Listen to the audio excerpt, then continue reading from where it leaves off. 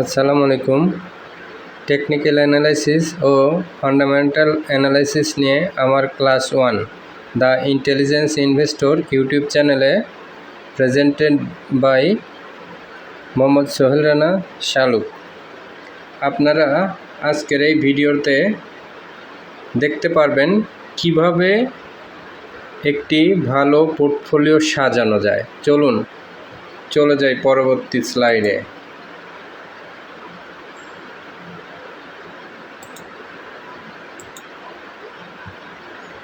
পরবর্তী চাইলে how to portfolio design, 10টি স্টকস দিয়ে বেস্ট পোর্টফোলিও আপনারা ডিজাইন করবেন।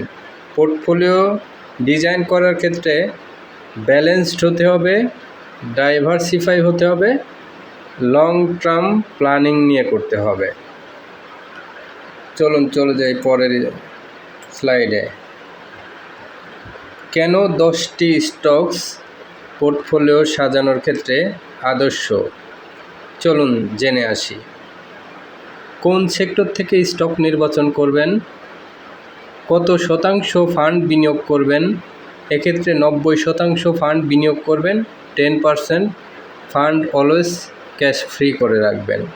কখন নতুন স্টক অ্যাড করবেন, কখন একটি স্টক সেল করবেন, এই বিষয়গুলো এই ভিডিও থেকে জানা যাবে। কেন 10টি স্টক সিলেকশন করবেন, সুবিধা কী, চলুন জেনে আসা যাক। 10টি স্টক সিলেকশন করলে ডাইভার্সিফিকেশন হয়। 10টার কম সিলেকশন করলে রিস্ক থেকে যায়, 10টার বেশি যদি সিলেকশন করেন ডাইওরসিফিকেশন হয়।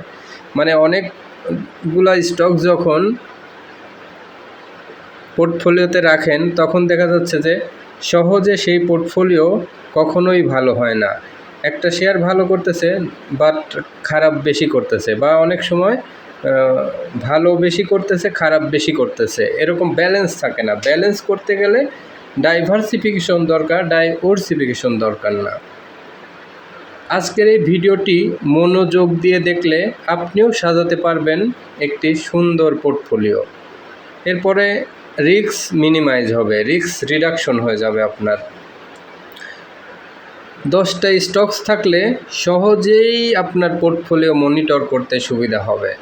এবং 10টা স্টক সাজানোর ক্ষেত্রে সবসময় কী করবেন, যদি কোনো কারণে আপনার নতুন স্টক সিলেকশন হয়, একটা স্টক ভালো লাগে, সেক্ষেত্রে ক্লাসিফিকেশন করে মার্কিং করে 1, 2, 3, 4 এভাবে 10 পর্যন্ত মার্কিং করবেন। এবং 10 নাম্বার সবচেয়ে যেটা আপনার কাছে কম কনফিডেন্স এবং আপনার পোর্টফোলিওর ভিতরে মনে হচ্ছে যে 9, 10 নাম্বারে আপনি ক্যাটাগরি করেছেন খারাপ বা স্লো স্টকস, সেই দুটাকে মাইনাস করে আবার নতুন স্টক ঢুকাবেন। এভাবে ক্যাটাগরি, কখনোই 1, 2, 3, 4, 5-এ খারাপ শেয়ার রাখবেন না, 1, 2, 3, 4, 5-এ ভালো স্টকস রাখবেন। এবং এই যে ভালো সেটআপ, এই সেটআপ কখনো নষ্ট করবেন না। চলুন পরবর্তী স্লাইডে যাওয়া যাক।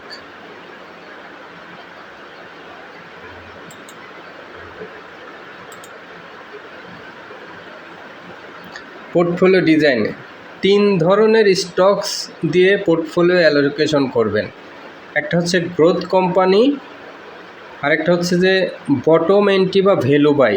একটা কোম্পানি খুবই ভালো বাট মার্কেটে তার প্রাইস খুব কমে আছে, সেই ধরনের স্টক সিলেকশন করবেন। আরেকটা হচ্ছে মোমেন্টাম ট্রেডিং, যে শেয়ারগুলো সবে মাত্র রান শুরু করেছে, দীর্ঘ 6 মাস, 3 মাস, 1 বছর একই জায়গায় থাকার পরে হঠাৎ করে ভলিউম বাড়া শুরু করেছে, ব্রেকআউট হয়েছে এবং প্রাইস অ্যাকশনে অনেক দ্রুত মুভ করতেছে। এই ধরনের মোমেন্টাম স্টকস দিয়ে পোর্টফোলিও সাজাবেন। তাহলে 3 ধরনের, এক হচ্ছে গ্রোথ স্টক, ভ্যালু যেগুলো আন্ডার ভ্যালুড এগুলো, এবং মোমেন্টাম ট্রেডিং।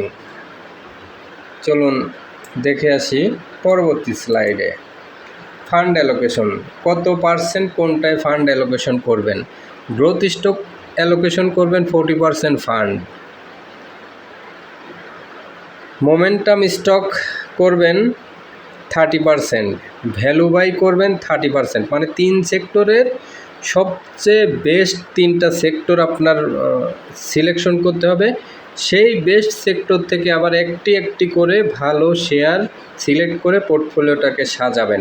এইবার 10টা শেয়ার যখন চলে আসলো, এর ভিতরে আপনি আবার ক্লাসিফিকেশন করবেন এর ভিতরে কোনো ধরনের খারাপ স্টক ঢুকে পড়লো কি না, সেটাকে আপনি আবার রিশিডিউল করে, যদি মনে হয় যে গ্রোথ স্টক চেঞ্জ করা দরকার, তাহলে গ্রোথ স্টকের এগেনস্টে আর একটা গ্রোথ স্টক দিয়ে ফিল আপ করবেন। যদি মনে হয় যে মোমেন্টাম চেঞ্জ করা দরকার, তাহলে আরেকটা মোমেন্টাম এখানে অ্যাড করবেন। যদি মনে হয় যে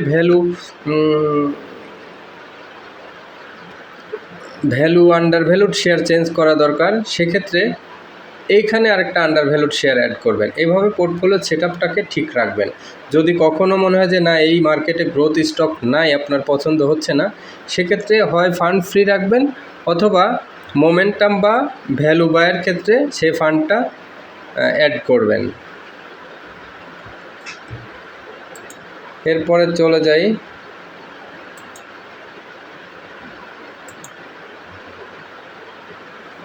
কেন সেক্টর ডাইভার্সিফিকেশন। একটি সেক্টর খারাপ করলেও অন্য সেক্টর ক্ষতি কমিয়ে দিতে পারে। Don't put all egg in one basket. Financial crisis শুরু হয়েছিল 2008-এ, একটা হিস্টোরি আমাদের জানা। এনরন এবং লেহম্যান ব্রাদার্স তখন খুব নামকরা কোম্পানি ছিল। সেই ফিনান্সিয়াল ক্রাইসিসের সময় হঠাৎ করে সেই কোম্পানির শেয়ার অনেক নিচে নেমে আসে, $100 থেকে $1-এরও নিচে নেমে আসে। এই যে ভ্যালু ডিভ্যালুয়েশন, এবং রাতারাতি অনেক ইনভেস্টর, অনেক বড় বড় ইনস্টিটিউশন দেউলিয়া হয়ে যায়, ব্যাংকক্রাফট হয়ে যায়। তো এই জন্য তখন থেকে একটা লাইন খুব ডিসকভার করা হয়েছে, don't put all egg in one basket. মানে কখনোই এক ঝুড়িতে সব ডিম রাখবেন না। ঝুড়িটা মাথার উপর থেকে পড়ে গেলে আপনার সমস্ত পুঁজি চলে গেল। এরপরে পরের স্লাইডে যাই। 10 লাখ টাকা কিভাবে ভাগ করবেন, ইনভেস্টমেন্ট অ্যালোকেশন এবার আপনাদের শিখায় আসি। আপনার ফান্ড গ্রোথ স্টক দুইটা সিলেকশন করবেন, 20% করে ফান্ড, 40% এখানে দিবেন। মোমেন্টাম স্টকে 3টা শেয়ার সিলেকশন করবেন, 10% করে ফান্ড অ্যালোকেশন করবেন। এবং আন্ডার ভ্যালুড শেয়ার 3টা সিলেকশন করবেন, ফান্ড 10% করে দিবেন। এরপরে গ্রোথ কোম্পানি, গ্রোথ স্টক কোনগুলো চলুন জেনে আসি আমরা। কোম্পানির প্রফিট বাড়ছে কি না এটা খেয়াল করতে হবে। কোনো কোম্পানির সেলস গ্রোথ বেড়েছে কি না এটা দেখতে হবে। ট্রানজ্যাকশন বেড়েছে কি না। Net profit after growth tax, এটা হচ্ছে নেট প্রফিট আফটার ট্যাক্স হবে।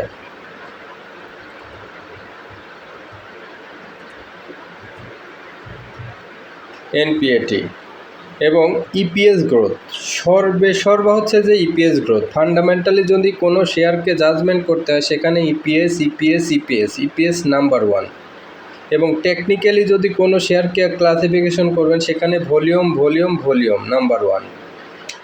এখানে আরেকটা জিনিস দেখতে হবে যে ম্যানেজমেন্ট ভালো কিনা। অনেক সময় অনেক ভালো গ্রোথ কোম্পানি, বাট ম্যানেজমেন্ট খারাপ থাকাতে অডিটে রিপোর্ট খারাপ দিচ্ছে, অথবা ডিভিডেন্ড দেওয়ার সময় রিটেন আর্নিংয়ে টাকা বেশি রেখে দিচ্ছে, ঠিকমতো শেয়ার হোল্ডারদের ক্যাশ ডিভিডেন্ড বা স্টক ডিভিডেন্ড দিচ্ছে না। কোম্পানির ডেট ম্যানেজমেন্ট কেমন এটা খেয়াল করতে হবে। খুবই গুরুত্বপূর্ণ দুইটা ইস্যু, একটা হচ্ছে যে ইপিএস গ্রোথ কেমন, দ্বিতীয় হচ্ছে যে কোম্পানির লোন কত আছে, লোন ম্যানেজমেন্ট কেমন। এটা দেখে গ্রোথ কোম্পানি সিলেকশন করে। যে কোম্পানির ইপিএস গ্রোথ ভালো সেটাই ভালো। এখানে দেখেন মার্কেটে প্রথমে গুজব, সেন্টিমেন্ট, রিউমার থাকে প্রথম দিকে। এই যে দেখেন সেন্টিমেন্ট, আর্নিংটা ইপিএস বা গ্রোথ কোম্পানির জায়গা খুব কম থাকে। আস্তে আস্তে কি ইপিএস যাদের ভালো তারা জায়গা করে নিতে থাকে, সেন্টিমেন্ট কমতে থাকে, গুজব কমতে থাকে। এরপরে ইপিএস আরও জায়গা কম দখল করতে থাকে, এবং দিন শেষে ইন লং রানে ইপিএসই মার্কেটে মূল ভ্যালু ক্রিয়েট করে, সেন্টিমেন্টের আর কোনো জায়গা থাকে না। তাহলে ইপিএসটা গ্রোথ স্টকের ক্ষেত্রে খুবই গুরুত্বপূর্ণ। যে কোম্পানির গ্রোথ স্টক খুব ভালো সেই কোম্পানি আপনারা লং টাইম হোল্ড করবেন। যেমন আমি একটু এক্সাম্পলটা নিই, ইবনে সিনা এবং আইটিসি। বর্তমান মার্কেটে ইবনে সিনা এবং আইটিসির গ্রোথ খুব ভালো। এগুলো হচ্ছে যে গ্রোথ স্টক, এগুলা 5 বছর 7 বছর যতদিন স্টোরি ইনঅ্যাক্ট না হয়, যতদিন স্টোরি চেঞ্জ না হয়, ততদিন এই শেয়ারগুলো হোল্ড করবেন। আপনি প্রতি বছর দেখবেন যে ইয়ারলি 17, 18, 20% প্রফিট পেয়ে যাচ্ছেন এ ধরনের স্টক থেকে।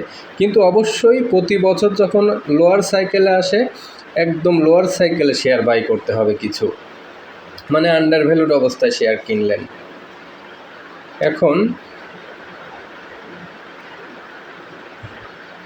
কি মিস্টেক করা যাবে না, সাধারণ ভুল থেকে আমাদের বের হতে হবে। গুজব শুনে বাই করা যাবে না, সেন্টিমেন্টাল বাই করা যাবে না, সব টাকা এক স্টকে দেওয়া যাবে না, প্রফিট দ্রুত নেওয়া যাবে না, লসটাকে বছরের পর বছর রাখা যাবে না। লস আপনার 1 সপ্তাহ 2 সপ্তাহের ভিতরেই বুঝে নিতে হবে যে এই শেয়ারটা আপনার লস হতে পারে, এবং খুব দ্রুত অল্প লসের মধ্যে ফান্ডটাকে রিকভার করা। একটা thumb rules, let's profit run, take losses quickly, মানে প্রফিটটাকে বড় হতে দিবেন, আর লস যত ছোট করা যায়, লস যত মিনিমাইজ করা যায়, দ্রুত লসটা নিয়ে নেবেন। এটাই হচ্ছে যে থাম রুলস। এরপরে চলুন দেখে আসি ভালো কোম্পানি চেনার উপায়। ভালো কোম্পানি কিভাবে চিনবেন? ওই যে বলেছি ইপিএস ধারাবাহিকভাবে বাড়ছে কিনা, আইটিসি এবং ইবনে সিনার ক্ষেত্রে ধারাবাহিকভাবে ইপিএস বাড়তেছে। ডিভিডেন্ড হিস্ট্রি ভালো কিনা, ডিভিডেন্ড হিস্ট্রিটা দেখবেন। ডেপ্ট কম কিনা, ম্যানেজমেন্ট গুড কিনা, এগুলা দেখবেন। এরপরে মোমেন্টাম স্টক চিনবেন কিভাবে, চলুন জেনে আসা যাক। মোমেন্টাম স্টক ধরবেন টেকনিক্যাল অ্যানালাইসিস দিয়ে। সর্বপ্রথম সিমটম হলো ভলিউম ব্রেকআউট, এবং ভলিউম দীর্ঘদিনের ভলিউম ক্রস করে মিনিমাম 3 গুণ 5 গুণ ভলিউম হয়েছে, এবং প্রাইসও সাথে বেড়েছে। স্মার্ট মানি ইন, অ্যাকুমুলেশন হচ্ছে, মানে স্মার্ট মানি হঠাৎ করে ঢুকে পড়েছে। সাপোর্ট থেকে বাই অপরচুনিটি, সাপোর্ট থেকে যদি হঠাৎ করে ভলিউম অনেক বাড়ে, সেই ক্ষেত্রে অবশ্যই বাই করে নেবেন। স্ট্রংলি রেজিস্ট্যান্স ব্রেকআউটের ক্ষেত্রে যদি পজিটিভ প্রাইস অ্যাকশনে থাকে, প্রাইস বাড়ে, সেক্ষেত্রেও মোমেন্টাম স্টক ধরে নেবেন। সেক্ষেত্রে এই কয়টা সিমটম ধরে নিলে মোমেন্টাম স্টক ধরতে, কোনো ক্ষেত্রে মার্কেট ট্রেন্ড যদি খারাপ থাকে, সেই ক্ষেত্রে আপনার অ্যাজাম্পশন ভুল থাকে, কিন্তু ভালো মার্কেটে মোমেন্টাম স্টক ধরার জন্য এই কয়েকটি সিমটম যথেষ্ট। আপনি এই কয়টা জিনিস ধরতে পারলে আপনি মোমেন্টাম স্টক ধরতে পারবেন।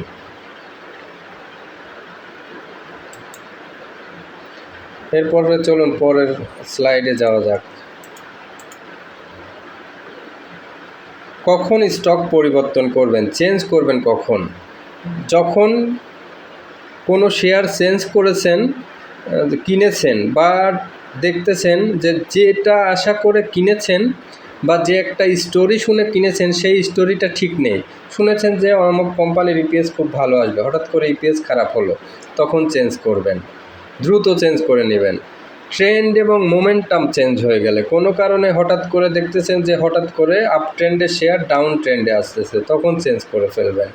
ফান্ডামেন্টালি খারাপ হয়ে গেলে, মানে কোনো কোম্পানির ইপিএস খারাপ আসলে, বা কোনো একটা ব্যাড রিপোর্ট আসলে, কোনো একটা পেনাল্টি বা গভর্নমেন্ট কর্তৃক বা নিয়ন্ত্রণ সংস্থা কর্তৃক কোনো কারণে যদি ক্রেডিট রেটিং বা আদার্স কোনো কিছু খারাপ হয়ে যায়, তখন সেটাকে চেঞ্জ করবেন। বা ক্যাটাগরি চেঞ্জ হলো, নো ডিভিডেন্ড দিল, এ সকল ক্ষেত্রে হঠাৎ করে ইপিএস খারাপ আসলো, ডিভিডেন্ড খারাপ দিল, এসব কারণে ম্যানেজমেন্ট চেঞ্জ হলো, খারাপ ম্যানেজমেন্ট আসলো, এ সকল ব্যাড রিউমার বা নিউজ যখন পাবেন, তখন শেয়ারটাকে চেঞ্জ করবেন। কোয়ার্টারলি রিপোর্ট খারাপ আসলে চেঞ্জ করবেন, ম্যানেজমেন্ট সমস্যা হলে চেঞ্জ করবেন। বা আরেকটা ক্ষেত্রে চেঞ্জ করবেন, আপনার ওই যে বললাম যে 10টা স্টকসের ভিতরে যদি মনে হচ্ছে যে এর চেয়েও ভালো স্টকস আপনি মার্কেটে খুঁজে পেয়েছেন, ডিসকভার করতে পেরেছেন, তখন অপরচুনিটি টু স্মার্ট মুভ, ভালো সুযোগ পাওয়া গেলে অবশ্যই ভালো শেয়ারে ঢুকে পড়বেন। সেক্ষেত্রে ক্লাসিফিকেশন করে 9 নম্বর 10 নম্বর শেয়ারকে মাইনাস করে ভালো স্টকসকে পোর্টফোলিওতে ঢুকাবেন। সফল বিনিয়োগের 5টি মূলনীতি অবশ্যই ফলো করবেন। ডাইভার্সিফিকেশন পোর্টফোলিওতে রাখবেন, গ্রোথ কোম্পানি পোর্টফোলিওতে থাকবে, রিস্ক ম্যানেজমেন্ট থাকবে, প্যাশেন্স থাকবে, রেগুলার রিভিউ থাকবে। 10টি ভালো স্টকস যথেষ্ট। বিভিন্ন সেক্টরে বিনিয়োগ করুন, নিয়মিত রিভিউ করুন, don't change a good set up. যখন সেট আপটা একটা ভালো পোর্টফোলিও হয়ে গেল তখন শুধু প্রতিনিয়ত বাজারকে অবজার্ভ করুন এবং মার্কেটটাকে এনজয় করুন, প্রাইস অ্যাকশনগুলো এনজয় করুন, তখন সেট আপটাকে চেঞ্জ করবেন না। আপনাদের এগুলো মেনটেন করলে একটা ভালো পোর্টফোলিও সেট আপে যখন চলে আসলো তখন দীর্ঘমেয়াদী সেগুলো এনজয় করুন। 3 মাস, 6 মাস, 1 বছর হতে পারে মেয়াদ। মোমেন্টাম স্টক, প্রফিট টার্গেট কতটুকু, কতদিন হোল্ড করবেন। মোমেন্টাম স্টক আপনার ডাবল হতে পারে, 2 গুণ হতে পারে, 3 গুণ হতে পারে, 5 গুণ হতে পারে এবং 15-20% বেড়েও কী করতে পারে, কারেকশন হতে পারে। আপনি ট্রেন্ড ফলো করবেন এবং যদি কোনো কারণে ডাবল হয় তাহলে অবশ্যই 1 থেকে 3 মাসের ভিতরে ডাবল হবে। 2 গুণ 3 গুণ হলেও 1 থেকে 3 মাসের ভিতরে 2-3 গুণ হবে। তাহলে প্রফিট টার্গেট আপনি কত করবেন?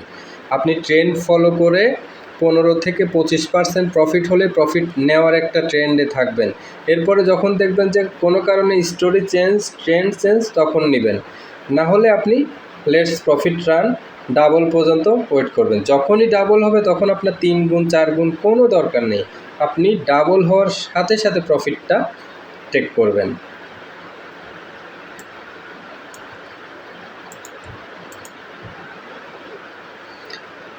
গ্রোথ স্টকের ক্ষেত্রে কি করবেন? প্রফিট টার্গেট সেট করে নেবেন 25%, hold up to story change. যতক্ষণ পর্যন্ত আপনার গ্রোথ হিস্ট্রি চেঞ্জ না হবে ততক্ষণ পর্যন্ত শেয়ার ধরে রাখুন। প্রফিট টার্গেট করবেন 30-60%। এক্সিলেন্ট কোম্পানির ক্ষেত্রে আরও বেশি হতে পারে, যেমন স্কয়ার ফার্মা 2003 সালে আমার এক পরিচিত ব্যক্তি 5 লাখ টাকা রিটায়ারমেন্টের টাকা ইনভেস্ট করে 2013 সালে এসে তার ডিভিডেন্ড নিতে নিতে প্রতি বছর তখন 30-40-50% পর্যন্ত স্টক ডিভিডেন্ড দিত। তো এই ডিভিডেন্ড টেক করে 13 সালে এসে তার 1 কোটি টাকা পার হয়ে গেল। দেখেন, মাত্র 10 বছরে 5 লাখ টাকা 1 কোটি হয়ে গেল। এই যে গ্রোথ ফেজ ছিল স্কয়ার ফার্মার, তখন তার প্রফিট হয়েছে কত গুণ? অলমোস্ট 20 গুণ প্রফিট হয়েছে। সো এই গ্রোথ হিস্টোরি যতক্ষণ চেঞ্জ না হবে, 13 সাল থেকে এসে স্কয়ার ফার্মার মধ্যে কিন্তু আর কিছু নাই। 13 সাল থেকে এরপরে যত হোল্ড করেছে 4%, কখনো ইয়ারলি 10%, কখনো 15%, কখনো 14%, এই অ্যাজ ইউজুয়াল প্রফিটে নেমে এসেছে। এরপরে ডিভিডেন্ড হিস্টোরিও চেঞ্জ হয়েছে, ক্যাশ ডিভিডেন্ড চেঞ্জ হয়েছে, আর কোম্পানির ক্যাপিটাল সাইজও এত লার্জ হয়েছে, 3000 কোটি টাকার কোম্পানি এই বাংলাদেশে এর চেয়ে আর ভালো হওয়ার সুযোগ নেই। ঠিক জিপির ক্ষেত্রে একই হয়েছে। 2008 থেকে 2012 সাল পর্যন্ত একটা সময় কারুর হাতে সিম ছিল না। 2006 সালের দিকে 2012 সালে এসে একটা রিক্সাওয়ালার কাছেও সিম, ইভেন একটা মুদির দোকানদার থেকে শুরু করে একদম বাংলাদেশে যত কম ইনকামের মানুষ আছে তাদের কাছে পর্যন্ত মোবাইল পৌঁছে গেল। তো এই যে পৌঁছে যাওয়া, এখন তো আর গ্রোথের সুযোগ নেই, গ্রোথ যা হওয়ার হয়ে গেছে। তাহলে 12 সালে দেখেন জিপি 195 টাকা থেকে 500 টাকা হলো। এরপরে 12 সালের পর থেকে কিন্তু আর জিপি প্রাইস আপ হয়নি। ঠিক বিকাশের ক্ষেত্রে তাই হয়েছে। বিকাশের ক্ষেত্রে যখন বিকাশ গ্রোথ করে, কোম্পানি বিকাশের ক্যাপ ছিল 200 কোটি টাকা, এরপরে বিকাশ তার চাইল্ড হয়ে তার ক্যাপিটাল হলো 400 কোটি টাকা। এই যে গ্রোথ হলো, হঠাৎ করে ব্র্যাক ব্যাংক 18 টাকা থেকে প্রায় 186 বা 190 টাকা প্রাইজিং হয়েছিল। এই যে গ্রোথ ফেজ, এগুলা কত গুণ হলো? তাহলে 8 গুণ প্রায়, মাত্র 6 থেকে 8 মাসের মধ্যে এই গ্রোথটা হয়েছিল। ম্যারিকো, রেকিট বেনকিউজার এবং রেনেটা 2017 সাল থেকে 22 সাল পর্যন্ত ম্যারিকো টানা প্রতি বছর 17% প্রফিট দিয়েছে, ক্যাপিটাল কস্ট গেইন এবং ডিভিডেন্ড গেইন সহ, এবং রেনেটা দিয়েছে 28%, রেকিট বেনকিউজার সর্বোচ্চ পরিমাণ টানা 5 বছর 33% করে ক্যাপিটাল গেইন, কস্ট গেইন এবং ডিভিডেন্ড গেইন মিলে হয়েছে। এই যে 17 সাল থেকে 22 সাল পর্যন্ত, এটা কয়জন অ্যানালিস্ট বাংলাদেশে এটা খেয়াল করেছেন? এগুলা যারা খেয়াল করে মার্কেট রিসার্চ করে বের করতে পারবেন, তারা একসময় কম্পাউন্ডিং ইফেক্টে 1 কোটি টাকা যদি ইনভেস্ট করেন, এভাবে 20% 25% হারে প্রফিট করলে ইয়ারলি 30 বছর পরে গিয়ে 837 কোটি টাকা হয়। সো প্রতি বছর আপনি 20% প্রফিট একদম এনশিওর করার চেষ্টা করবেন। কোনো ক্রাইসিস টাইমে হয়তো 5-7% প্রফিট হবে, কিন্তু এই বছর যেমন 70-80% এই 2 মাসে প্রফিট করার সুযোগ ছিল। যারা করেছেন তারা তো করেছেন, আমরা আল্লাহর রহমতে 100% প্রফিট করেছি এই 2-2.5 মাসে। তো এই যে সুযোগটার সময় 100% প্রফিট করবেন, 50% প্রফিট করবেন, যখন ক্রাইসিস টাইম যাবে, করোনাকালীন যাবে, গভর্নমেন্টের রেজিম চেঞ্জের সময় একটা মার্কেট ফল হয়, এরকম বিভিন্ন কারণে মার্কেট যখন ফল হয় তখন 2%, 5%, 7%ও one of the different case. এ সকল ক্ষেত্রে ইয়ারলি 5%, 2% প্রফিট হলেই এনাফ। তো সেই সকল ইয়ারে কম প্রফিট এক্সপেক্ট করবেন। এরপরে ভ্যালু বাই, আন্ডার ভ্যালুড অবস্থায় ভালো কোম্পানিকে কেনা। ধরুন ইএইচএল বাংলাদেশে একটা ভালো কোম্পানি, এটার অ্যাভারেজ প্রাইস থাকে আসলে ভালো পজিশনে থাকা মানে এটা 120 টাকা 130 টাকা থাকার কথা। যখন এই শেয়ারটি 60 টাকায় নেমে আসে, তখন এটা আন্ডার ভ্যালুড অবস্থায় শেয়ারটি কিনবেন। তখন আপনি 30%, 60% অবস্থায় আন্ডার ভ্যালুড অবস্থায় কিনলেন। এটা তো একসময় প্রাইস মার্কেটে অ্যাডজাস্ট হবেই। তাহলে এই যে আন্ডার ভ্যালুড 30% কমে কিনলেন, এটা 30% অটোমেটিক আপনি ওয়েট করলে হোল্ড আপ টু আপার সাইকেলে যখন যাবে অটোমেটিক আপনি 30% প্রফিট করতে পারবেন। ঠিক বিএসসির ক্ষেত্রে দেখেন 50 টাকা এসেছিল বিএসসি এক সময়, তো 50 টাকা তো বিএসসির অরিজিনাল প্রাইস না, কোম্পানি অনুযায়ী বিএসসি অনেক কম দামে, তখন ভ্যালু যদি বাই করতেন, এরপরে বিএসসি এক টানে 140 টাকা হয়ে গেল, তার মানে কি প্রায় 3 গুণ 2 গুণ হয়ে গেল। এই যে 200% আন্ডার ভ্যালুড অবস্থায় শেয়ারটি কিনলেন বা 100% আন্ডার ভ্যালুড অবস্থায় কিনলেন, আরও ওভার ভ্যালুড হয়েছে 100%, আপনি কিন্তু মিনিমাম 100% প্রফিট আন্ডার ভ্যালুড অবস্থায় কিনলেন। এটা একটু আপার সাইকেল পর্যন্ত ওয়েট করলে আপনি শেয়ারটা কিনতে পারবেন। আর এই সকল ক্ষেত্রে historical background, support, resistance follow করে আপনি এটাকে ভ্যালুয়েশন করবেন, সাইকেল ফলো করবেন, আপার লোয়ার সাইকেল। এবং যদি ভ্যালুয়েশন ম্যাথ করা পারেন তাহলে ভ্যালুয়েশন বের করবেন একটা শেয়ারের। ডিভিডেন্ড ডিসকাউন্ট মডেলে হতে পারে, ক্যাপএম মডেলে হতে পারে, বিভিন্ন মডেল আছে ভ্যালুয়েশন করার। এগুলা মডেলে ভ্যালুয়েশন করে যদি পারেন ভ্যালুয়েশন করে একটা শেয়ারের প্রাইস বের করবেন, তাহলেই বুঝতে পারবেন যে শেয়ারটি আসলে আন্ডার ভ্যালুড অবস্থায় আছে না ভ্যালুয়েশন। আর যদি ম্যাথ না পারেন, এমনি আপাত দৃষ্টিতে কমন সেন্সেই বোঝা যায় যে বিএসসির নর্মাল প্রাইস সবসময় থাকে 100 টাকা, 110 টাকা, 50 টাকা আসে মানে এটা আন্ডার ভ্যালুড। এভাবেও আপনি ভ্যালুয়েশন নিজে করে নিতে পারেন।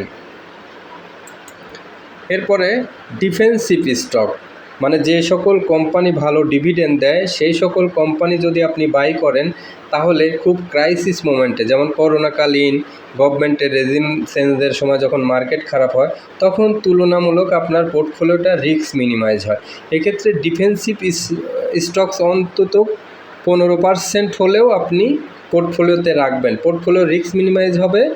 এক্ষেত্রে yearly cost gain, capital gain, dividend gain মিলে মিনিমাম 25% টার্গেট ফিল আপ করে এমন স্টক মার্কেটে রিসার্চ করে বের করবেন।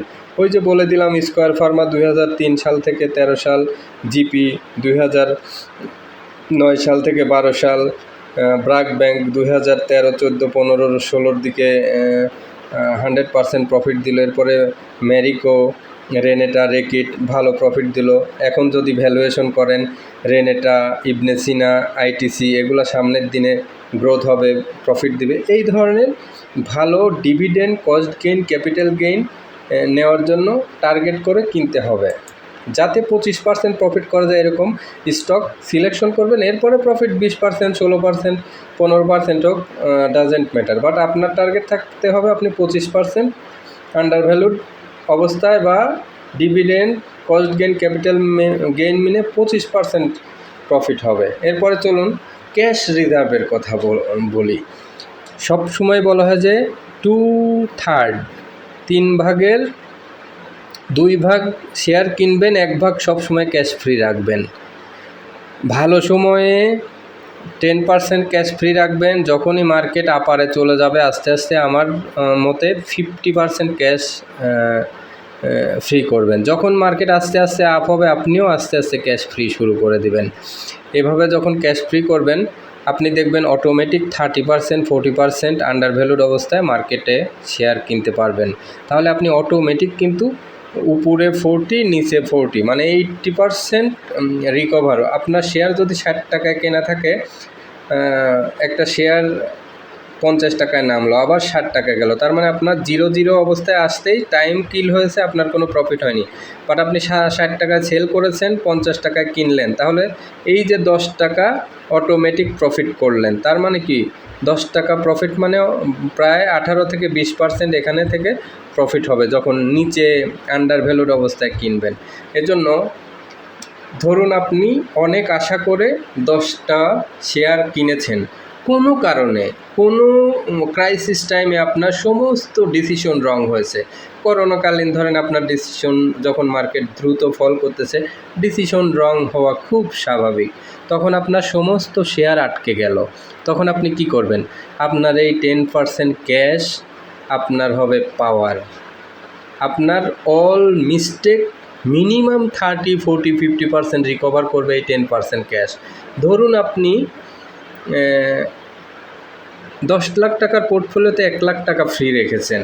এইবার কোনো শেয়ার করোনাকালীন সময়ে দেখা গেল যে 10 গুণ কমেছে বা 5 গুণ কমেছে বা 50% কমেছে, তাহলে আপনি 1 লাখ টাকাও যদি এই আন্ডার ভ্যালুড অবস্থায় কিনেন, অন্তত এই 1 লাখ থেকে 50% প্রফিট খুব দ্রুত করবেন। মার্কেট যখন রিকভার হবে আপনার ওয়েট করা লাগলো না। আপনি 9 লাখ টাকা ফেলে রাখেন, ওয়েট করেন, কোনো প্রবলেম নেই। যেদিন বাড়ুক, যেদিন প্রাইজে যাক আপনার সে, কিন্তু 1 লাখ টাকা যে হঠাৎ করে 3 মাসের ভিতরে 50,000 প্রফিট দিল, এতে কি আপনার মেন্টালি আপনার ভালো লাগা কাজ করবে, আপনি টেনশন ফ্রি থাকতে পারবেন এবং আপনি মার্কেটেও অ্যাক্টিভ থাকলেন।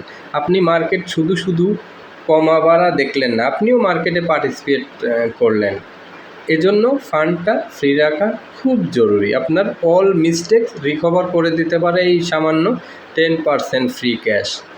ফান্ড অ্যালোকেশন এখন ফাইনালি দেখে আসি, চলুন।